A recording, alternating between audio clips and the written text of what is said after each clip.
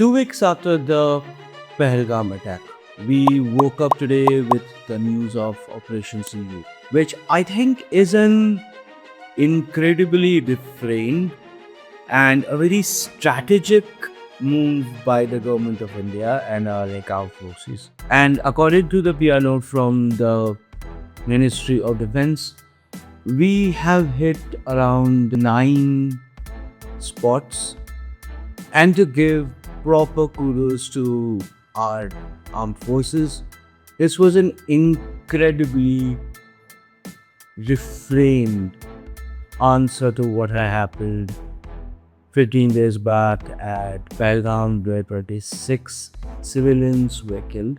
And I'm sure that all the news channels are going to go on about it, and like this is going to be all that they speak about, apart from the mock drills, which we are supposed to have as a warm to an eventual war, I suppose. And it's a good thing because I don't think we as people are fully aware of how is it that we can save ourselves during the times of war. So while you take part on those drills, I want you to take part in another drill. And it is to understand, recognize, and report the fog of war. What the fog of war really means is during the wartime, there is no particular way to tell the truth from the lies. And that is something that we have seen start to happen in the social media world since the last night itself. We as people have to stick to what is truth. We have to find the people and we have to report it to social networks if we find such people who are trying to deliberately spread fake news or who are trying to deliberately spread misinformation. It is done so that people would stay in a state of constant confusion and also panic. That is what the form of war is. And we as people, while our forces are obviously going to continue what they have started, we have to stand guard and we have to figure out a way that our people are not plagued or actually bombarded with fake news from across the world, because these particular channels, handles, people on social media, they have been taking footages from really old times, Israel war, and also video games. And it is something that we have seen as a trend across all wars that have been fought today.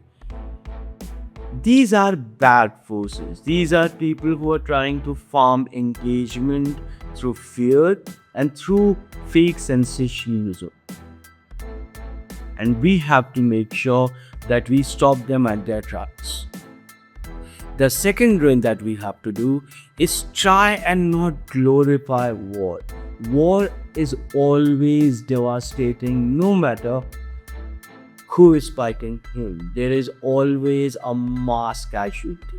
I still don't know what is going to be Pakistan's response, and from what I can guess, and it is only speculation on my part, if China is actually supporting Pakistan or will actually openly or covertly support Pakistan against our country, then this is going to escalate.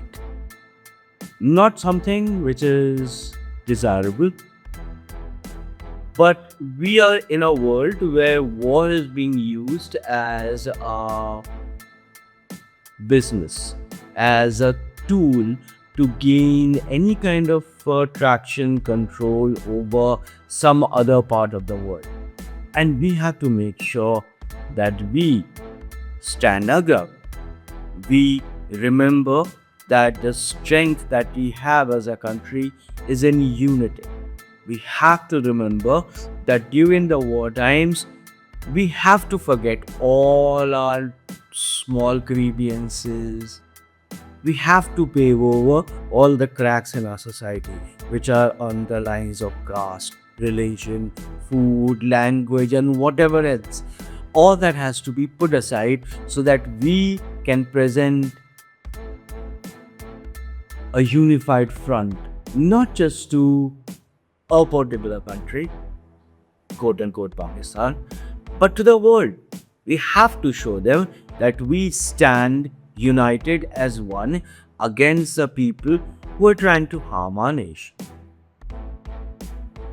Because nothing else is acceptable in the times that we are in, or possibly in the times that we are going to get into.